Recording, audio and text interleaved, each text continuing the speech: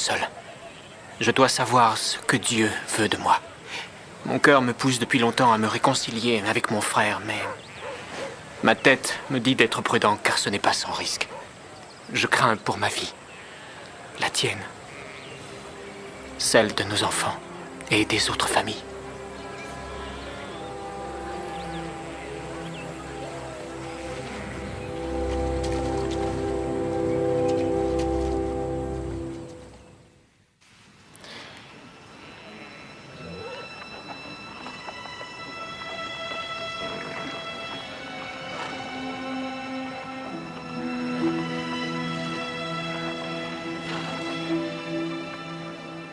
Reste ici.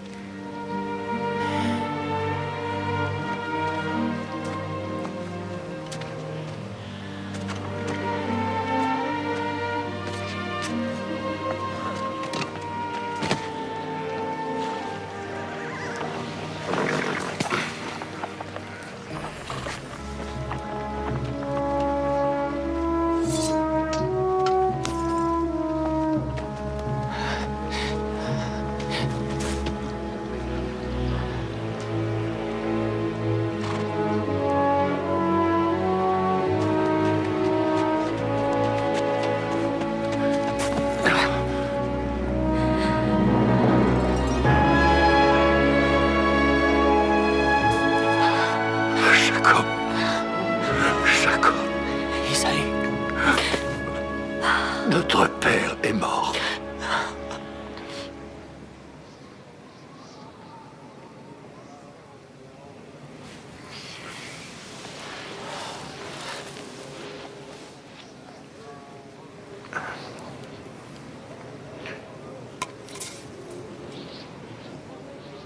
Prends-le. Il te revient, Jacob. Je n'ose pas croire que tu me pardonnes, Isaïe. J'étais là quand notre mère s'est éteinte. J'ai vu quel était son chagrin. J'ai vu le prix qu'elle a payé. Je trouve que c'est assez. Prends-le.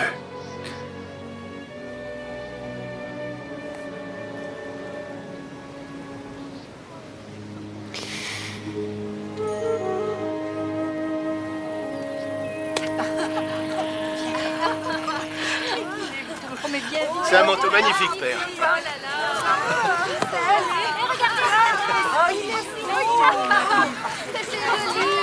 C'est beau, n'est-ce pas? Regardez comme il est beau. Regardez. Touchez les tops. Benjamin. Viens dans mes bras. Ah, qu'est-ce que tu en dis, hein? Tu n'es pas fier de voir ton grand frère avec un si joli manteau? Viens. Ah. Il me va bien. Regardez comme l'étoffe est belle. Et les broderies. Regardez. Père, pourquoi accordes-tu plus de faveur à Joseph qu'à tes autres fils? Tu crois? Vous n'en croyez pas vos yeux. J'ai faim. Vous n'avez jamais vu une telle Mais peut-être y a-t-il du vrai dans ce que tu dis, Judas. Je lui fais toujours des cadeaux somptueux. Regardez ces broderies. Alors peut-être bien que Benjamin est mon préféré. C'est mon plus jeune fils. Sa mère est morte. Mais j'ai l'impression qu'elle vit à travers lui. La vérité, c'est que je t'aime, toi et tes frères, autant que Benjamin et Joseph. Et tu ne dis que des stupidités, Judas. Regardez la finesse des broderies.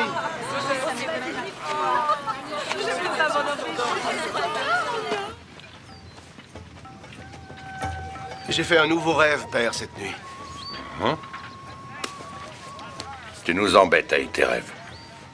Raconte-le-nous, Joseph. J'ai vu le soleil et la lune entourés de 11 étoiles qui se sont prosternées devant moi. Mon interprétation, c'est que... L'interprétation en est simple, Joseph. Je n'aime pas le rêve que tu as fait. Tu crois que ta famille va se prosterner devant toi? C'est tout à fait invraisemblable.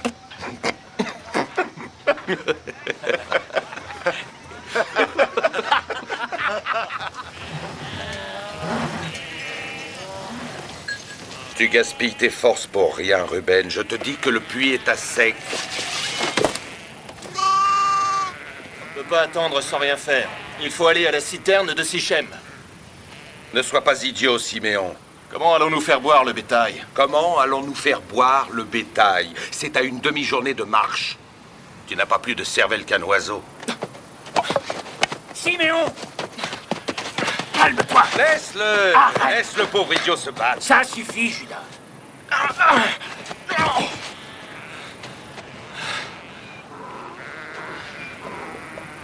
Regardez.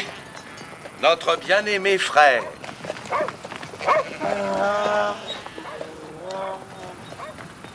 Que la paix soit avec vous, mes frères. Que la paix soit avec toi, Joseph. Père m'a envoyé voir si tout allait bien. Je dois lui rapporter les nouvelles. Comme tu peux le constater, c'est la sécheresse. La sécheresse?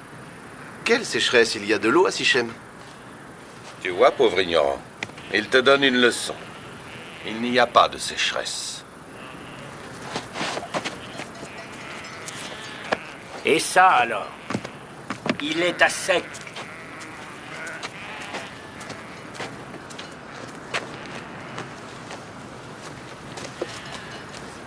Ah oui.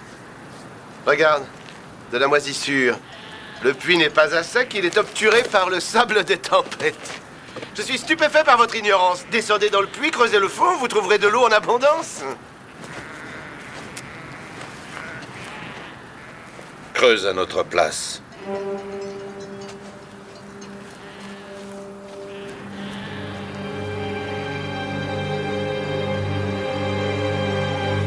Arrêtez! Vous n'avez pas le droit! Laissez-le tranquille! Judas, arrête! Débarrassons-nous de lui. Qu'est-ce que vous faites? Débarrassons-nous de lui. Lâchez-moi! Dans Lâchez-moi! le puits, va donner une leçon au puits.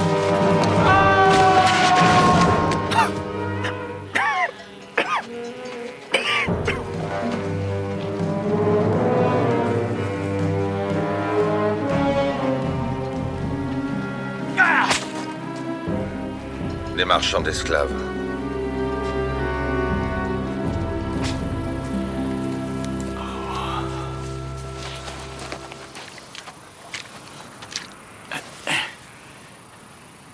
Joseph!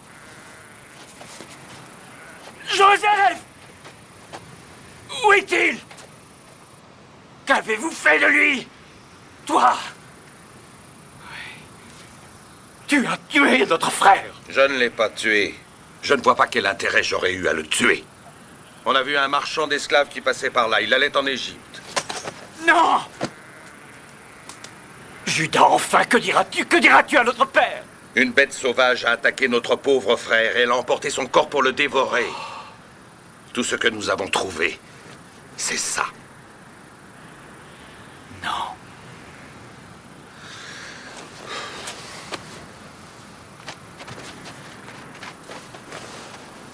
Aurais-tu l'intention de trahir tes frères, Ruben, pour défendre cet insupportable enfant gâté?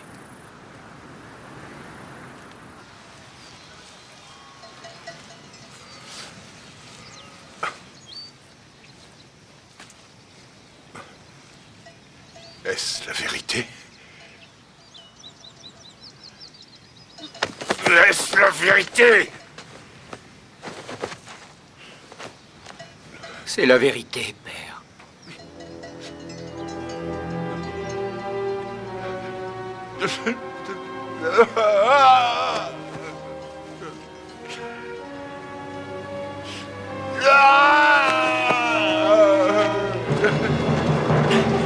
Allez, avancez.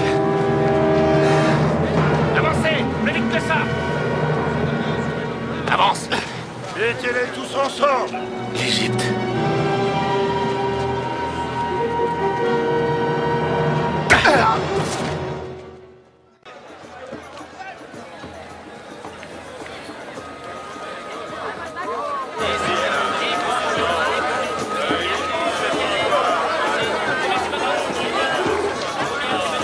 C'est une rareté, Seigneur Petit-Phare.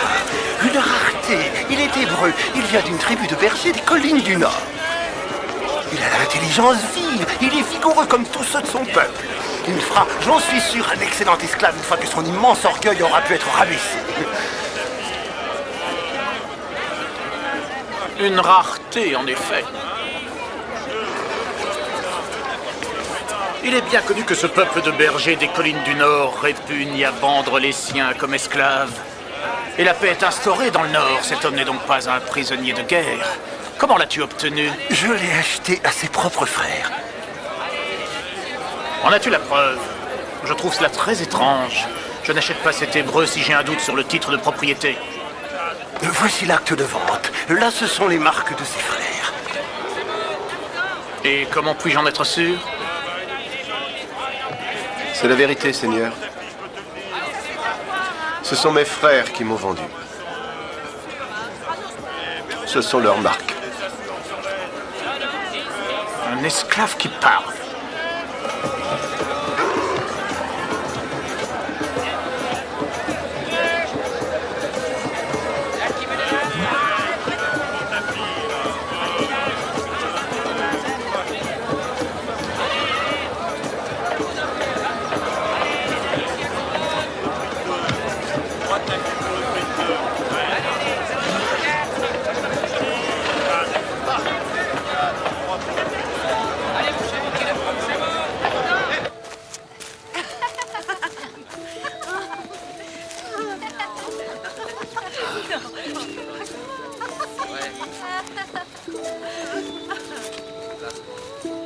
Qu'as-tu acheté, mon cher mari?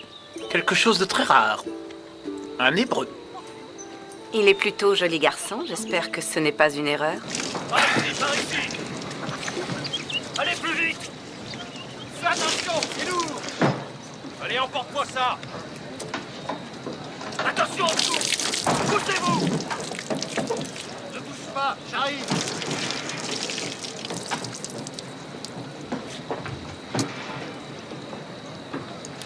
Fous-toi avec moi. Allez, une autre. Il m'en faut une autre.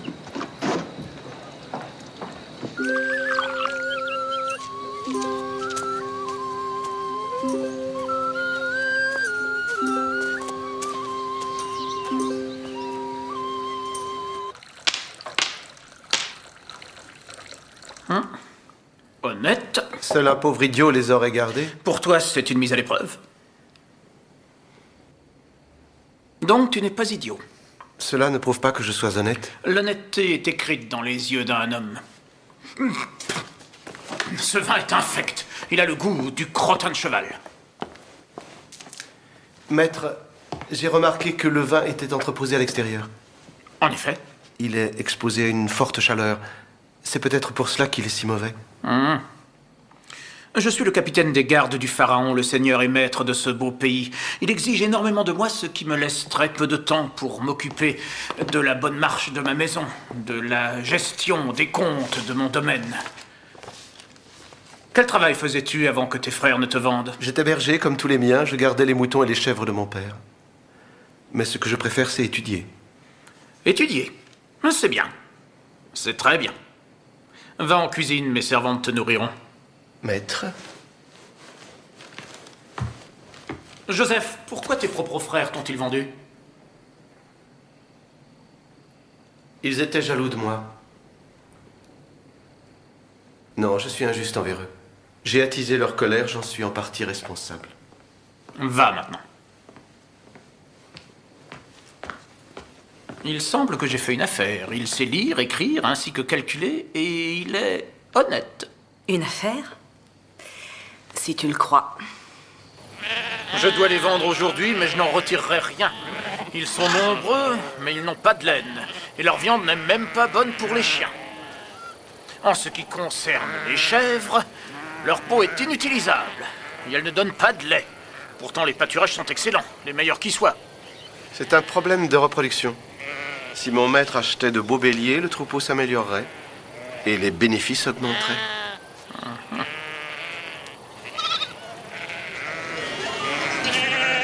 Auparavant, le seigneur Putiphar ne gagnait presque rien avec ses troupeaux. Alors dis-moi, quel est ton secret? Je connais des hommes qui paieraient un bon prix pour le connaître.